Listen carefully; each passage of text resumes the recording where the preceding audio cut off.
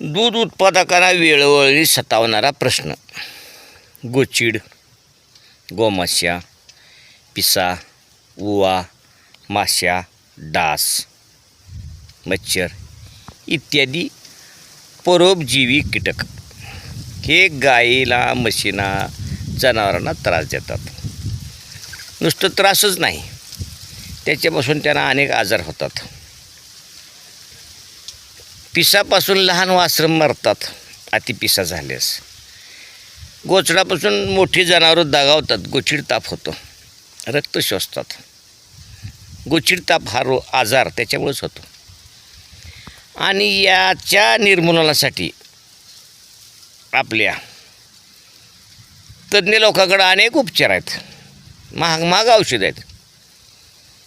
कोणी टाकटीक अंगाला लावतं आहे, कुणी क्लिअर ऑलच्या गोळ्या खावा घालतं आहे, कुणी नाळ्यावर औषध ओततं आहे, कुणी कातडीच्या आत त्याचं ते औषध इंजेक्शन देतात, गोचीड येत नाही म्हणतात.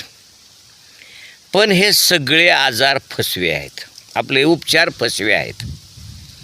ह्या कुठल्याही उपचाराने गोचीड, पिसा, माश्या, मच्छर हे कीटक जात नाहीत. कारण हे उपचार म्हणजे हाल्याला रोकर पकालेलं इंजेक्शन आहे. एक जुनी म्हण आहे आपल्याकडं, हाल्याला रोग इंजेक्शन पकालेला. हाल्याचा आणि पकालेचा काय संबंध आहे? पकाला खांद्यावर आहे. तसं याचं मूळ समजावून घ्या अगोदर. मी अनेक वेळा हा व्हिडिओ टाकला आहे, पण लोकांच्या अजूनही का लक्षात येत नाही, कळत नाही.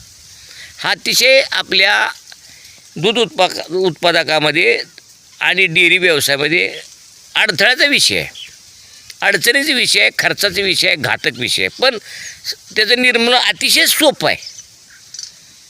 त्याचं मूळ लक्षात घ्या. अतिरेकी कुठं निर्माण होतात? पाकिस्तानात. मारतोय कुठं? काश्मीरात.